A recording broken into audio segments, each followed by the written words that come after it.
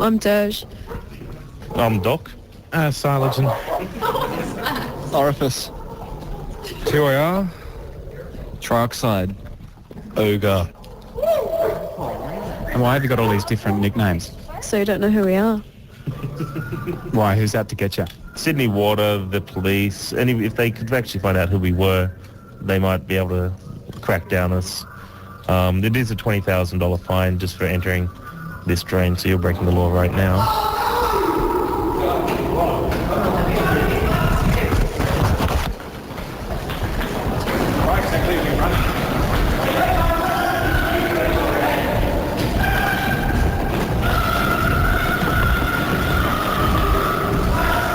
So do you think that the security was after you then?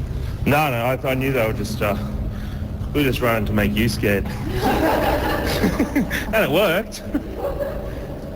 I think there was a train coming past above, so there's a nice big rumble. But that's sort of what it sounds like when it does start raining and stuff. In Melbourne, they've actually started up a Dob in a Drainer campaign. It's just a sort of scare tactic because there's no way you're going to remember, if you saw someone in a drain. Even if you do, you don't know who they are, so... Why are they so worried about people walking through drains? In Melbourne, it's a much larger thing. You get a lot more of the general populace going through drains as opposed to just us. Whereas in Sydney, hardly anybody goes down these things except the odd graph artists who go 100 metres down it before storming. Have you ever come down here when a storm's been around? No, we try to avoid drains when it's raining.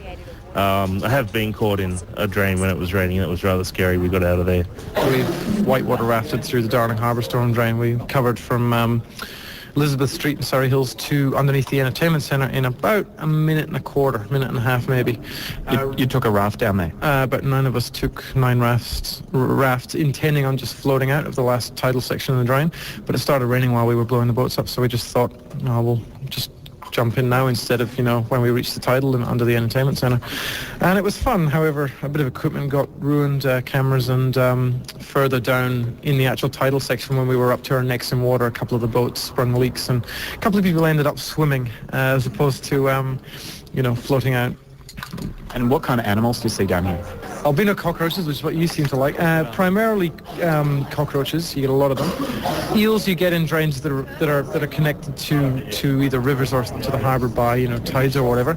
Quite a few drains with bats in them, mainly small bats. A lot of spiders, although nothing larger than the average daddy longlegs, because anything larger than that can't really survive. Occasionally you get turtles. Very rarely you get rats.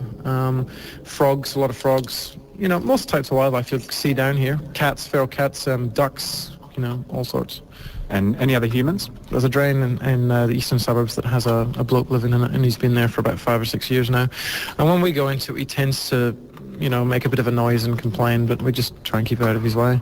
All of us have at least run into at least one person down there, either homies or people searching for money.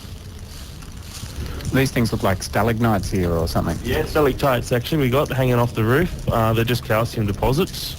Water seeps down from above, gets through little cracks, and you get lines of stalactites hanging down. What can down here tell you about a city? It tells you what the city's built on, like the fact that we're standing underneath sandstone at the moment.